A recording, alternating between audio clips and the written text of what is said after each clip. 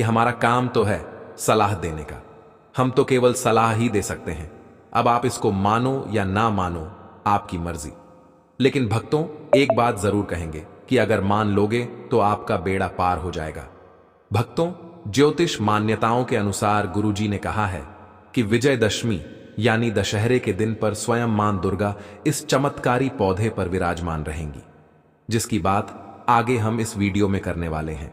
और अगर आप इन पेड़ों को हमारे बताए अनुसार बिना अपना ज्यादा दिमाग लगाए, बिना अपनी बुद्धि चलाए इनको छू कर आ जाते हैं, तो इसी से आपका बेड़ा पार हो जाएगा। और उसी वक्त तीनों देवी शक्तियां मां दुर्गा, मां लक्ष्मी और मां सरस्वती का आशीर्वाद आपको तुरंत मिल जाएगा। फिर आपको धनवान बनने से स्वयं विधाता भी नहीं रोक पाएंगे। हम उन चमत्कारी वृक्षों को बताने से पहले हम आपको इस विजयदशमी के बारे में जानकारी दे देते हैं, ताकि आपको उन देव वृक्षों को छूने के लिए सही शुभ मुहूर्त का पता लग जाए।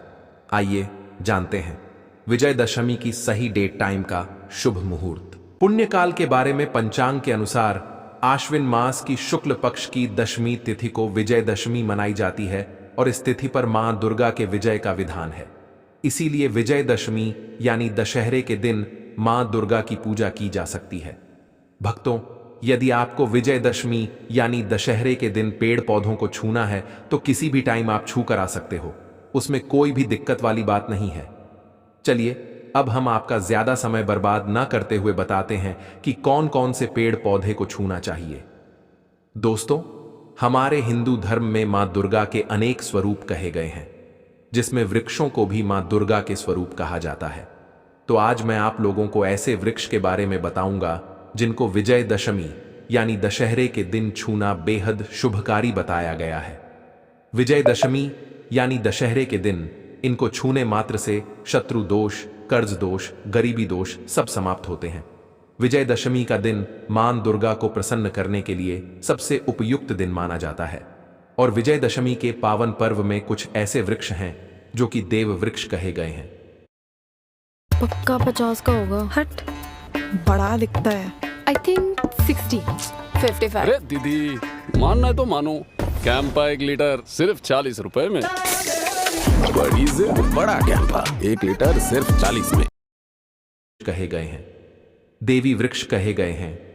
यह मां दुर्गा के स्वरूप होते हैं, माता काली के स्वरूप होते हैं। और हमारे धर्म में पेड़ पौधे को देवी देवता मानकर हम इनकी पूजा करते हैं और हमें पूजा भी जरूर करनी चाहिए। विज्ञान भी कहता है पेड़ पौधे मनुष्यों को फ्री में प्राणवायु प्रदान करते हैं और पेड़ पौधे हमें ऑक्सीजन देते हैं और हमारे जो कार्बन डाइऑक्साइड ऑक्साइड होता है उसे ग्रहण करके सभी प्रकार की जितनी भी नकारात्मक चीजें होती हैं उसे अपने अंदर में स्वयं सोख लेता है और हमें ताजगी प्रदान करता है। और विजयदशमी यानी दशहरे के दिन कुछ ऐसे पेड़ पौधे हमारे धर्मशास्त्र में कहे गए हैं जिनको छूने मात्र से व्यक्ति के बंद किस्मत के ताले खुल जाते हैं, व्यक्ति का सौभाग्य चमक जाता है।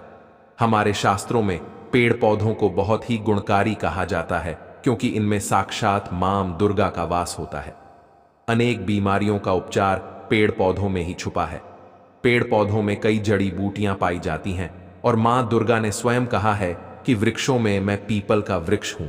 पीपल के वृक्ष को वृक्षों का राजा कहा जाता है क्योंकि पीपल वृक्ष की जो आयु होती है सबसे ज्यादा होती है, सबसे अत्यधिक होती है। पीपल वृक्ष सर्वशक्तिमान होता है। पूजा पाठ में अत्यधिक इसका महत्व होता है। तो चलिए आज मैं आप लोगों को विजयदशमी यानी दशहरे के दिन छुए जाने वाले वृक्ष के बारे में बताऊंगा।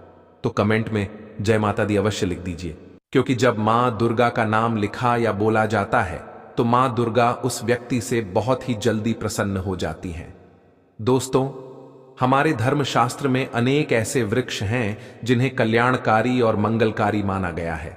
यह वृक्ष केवल पर्यावरण के लिए नहीं बल्कि हमारे जीवन के लिए भी बेहद महत्वपूर्ण होते हैं। खासकर अगर आप इन वृक्षों को छूते हैं तो आपकी सारी परेशानियां, कष्ट, दुख और तकलीफें खत्म हो जाती हैं। विजयदशमी यानी दशहरे के दिन इन वृक्षों का असर कई गुना बढ़ जाता है। इस दिन शक्ति धरती लोक में आ जाती है और इस दिन हर वस्तु में प्राण और चेतना का संचार होता है। जब यह शक्ति पूरे ब्रह्मांड में फैली होती है तो जितने भी पेड़ पौधे, जीव जंतु और चल अचल वस्तुएं हैं, सब में शक्ति जागृत हो जाती है। इस विशेष समय में अगर आप मां दुर्गा स्वरूप कहे गए पेड़ पौधों को जाकर छू लेते हैं तो आपके जीवन के सारे दुख, कष्ट, रोग और परेशानियां समाप्त हो जाती हैं। खासकर काल सर्प दोष, मंगल दोष, पितृदोष और राहु दोष जैसी समस्याएं तत्काल अपना असर छोड़ देती हैं और पूरी तरह समाप्त हो जाती है। भक्तों, आज मैं आपको 4 से 5 देव वृक्षों के बारे में बताने जा रहा हूं, जिन्हें हमारे धर्मशास्त्र में बहुत महत्वपूर्ण माना गया है। ये चारों वृक्ष आपके जीवन में सुख, समृद्धि और खुशहाली लाने के लिए बेहद प्रभावशाली होते हैं। इसलिए इस वीडियो को ध्यान से देखना, क्योंकि अगर आपने इसे बीच में काट कर देखा तो बाद में आपको पछताना पड़ सकता है। विजयदशमी यानी दशहरे के दिन का पर्व ऐसा है जब आपको लंबी लंबी पूजा पाठ करने की जरूरत नहीं होती। बस अगर आप इन विशेष वृक्षों को विजयदशमी यानी दशहरे के दिन सही तरीके से छू लेते हैं और मां दुर्गा का आशीर्वाद लेते हैं तो आपकी सारी समस्याएं और गरीबी खत्म हो सकती हैं। यह वृक्ष इतने शक्तिशाली होते हैं कि आप अपनी आंखों से इनका असर देख सकते हैं, और खास बात यह है कि यह सारे देव वृक्ष आपके आसपास आसानी से मिल सकते हैं, तो आप इन्हें अपने घर के पास से ही ढूंढ सकते हैं। अब वीडियो में आगे बढ़ने से पहले अगर आपने अभी तक कमेंट बॉक्स में जय माता दी नहीं लिखा है तो कृपया जय माता दी जरूर लिखें। इससे हमें बहुत अच्छा लगता है। जब आप हमारे वीडियो में कमेंट करते हैं और उसे लाइक करते हैं, इससे हमारा मनोबल बढ़ता है और हम और भी अच्छी जानकारी आपके लिए लेकर आते हैं। तो अब हम बात करते हैं कि कौन से वे 3 वृक्ष हैं जिन्हें हमें विजयदशमी यानी दशहरे के दिन छू कर आना चाहिए। यह वृक्ष न सिर्फ आपके जीवन को खुशहाल बनाते हैं बल्कि आपकी गरीबी और दुख दर्द को भी समाप्त कर देते हैं। इसलिए मैं चाहूंगा कि आप सब विजयदशमी यानी दशहरे के दिन इन वृक्षों की पूजा जरूर करें और इन्हें छुएं, क्योंकि इस दिन इन वृक्षों की पूजा करने से आपको अनगिनत लाभ मिल सकते हैं। चलिए भक्तों, अब हम जानते हैं कि वे देव वृक्ष कौन से हैं जिन्हें छूने से हमारी गरीबी खत्म हो जाती है और जीवन में सुख समृद्धि का आगमन होता है। पहला वृक्ष है बेल का वृक्ष, जिसे हम खास तौर पर पूजा में इस्तेमाल करते हैं। विजयदशमी यानी दशहरे के दिन बेल का पेड़ सबसे महत्वपूर्ण माना जाता है। मां दुर्गा को बेल के पत्ते अत्यंत प्रिय हैं और उन्हें मां दुर्गा के मंदिर में बेल पत्र अर्पित करने से विशेष पुण्य की प्राप्ति होती है। बेल का पेड़ मां दुर्गा के पूजन के लिए अत्यधिक पवित्र माना जाता है। बेल के पत्तों का उपयोग मां दुर्गा के पूजन में विशेष रूप से किया जाता है। बेल का वृक्ष मां पार्वती के पसीने से उत्पन्न हुआ और स्कंद पुराण के अनुसार यह वृक्ष देवी स्वरूप माना गया है, यानी यह नव दुर्गा के स्वरूप है।